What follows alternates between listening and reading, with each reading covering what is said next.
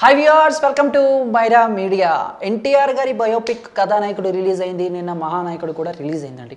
కథానాయకుడు రిలీజ్ అయినప్పుడు ఉన్న అంచనాలు మహానాయకుడికి లేవా అంటే ఖచ్చితంగా అవుననే చెప్పాలి. కథానాయకుడు రిలీజ్ టైంలో రిలీజ్కి ముందు అబ్బా తెలుగు తమ్ముళ్ళు చేసిన హడావిడి మామూలుది కాదు. బ్యానర్లు కట్టేసి ఇది మా సినిమా, ఇది మా ఒక్కల సినిమా అని అన్నట్టు వాళ్ళు ఓన్ చేసుకోవడం కూడా ఒకంత ఎన్టీఆర్ కథానాయకుడికి మైనస్ అయిందని చెప్పేసి కొంతమంది వాదన. మరి దగ్గర 70 కోట్ల వరకు ప్రీ రిలీజ్ బిజినెస్ చేసిన ఎన్టీఆర్ కథానాయకుడు ఓవరాల్గా పాజిటివ్ టాక్ తెచ్చుకున్నా కూడా క్లైమాక్స్కి వచ్చేసరికి చేతులు కాల్చుకుని ఆకులు పట్టుకుని ఏం లాభం అన్నట్టు ఎంత బాగా మంచి సినిమా చేసినా కూడా కలెక్షన్ల పరంగా మాత్రం దెబ్బతీసేశారు. దగ్గర 77% డిస్ట్రిబ్యూటర్కి లాస్ అనేది మాత్రం విశ్లేషకులు అయితే చెప్తున్నారు. మరి ఆ తర్వాత ఇక సీక్వెల్గా మహానాయకుడు కూడా రావాలి కాబట్టి నిన్న మహానాయకుడు వచ్చింది. బేసిక్గా మన తెలుగు రాష్ట్రాల్లో ఇదివరకు సినిమా రిలీజ్ అంటే ఉదయం 11 గంటల షో నుంచి వచ్చేది. కానీ కాలం పెరుగుతున్న కొద్దీ ఈ సినిమాలు కూడా ప్రీమియర్స్ ఒక రోజు ముందు పడడం, లేదా పొద్దున్న 5ంటికి 1 గంటకి షోలు ఇలా పడతాయి అన్నమాట. ఇక యూఎస్ఏలో కూడా ఈ ప్రీమియర్స్ మనకంటే ఒక రోజు ముందు, బహుశా ఇక్కడ 22 సినిమా రిలీజ్ అనుకోండి, అక్కడ 21 ప్రీమియర్లు పడిపోతాయి.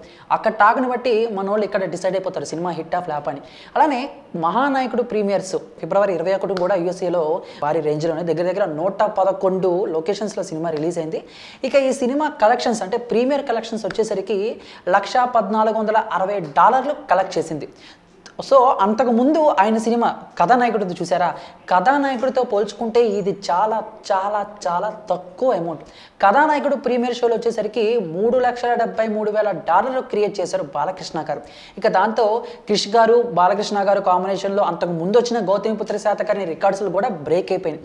మరి ఈ విధంగా మహానాయకుడు ఎందుకు ఇంత ఎక్కువగా కలెక్ట్ చేశారు అని అంటే మాత్రం దానికి కారణం ఖచ్చితంగా కథానాయకుడు అని చెప్పుకోవాలి. ఎందుకంటే కథానాయకుడు ఫలితమే మహానాయకుడి మీద పడింది అని కూడా జగమెరిగిన సత్యం, అది అందరికీ తెలిసిందే. ఇక మన 2 తెలుగు రాష్ట్రాల్లో కూడా ఈ మహానాయకుడు కలెక్షన్స్ మరీ దారుణంగా ఉన్నాయి అనేది కొంతమంది అభిప్రాయం.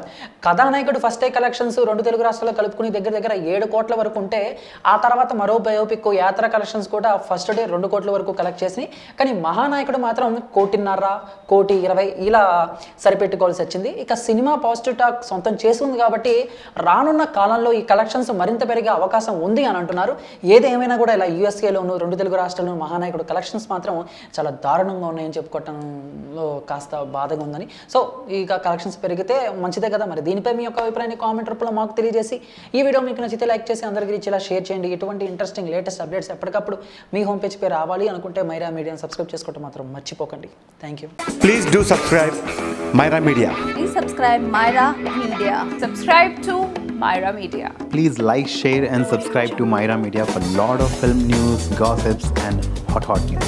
Please like, share and subscribe to Myra Media. For more interesting updates, please subscribe to Myra Media YouTube channel. For more updates, please subscribe to Myra Media. So like, share and subscribe to Myra Media.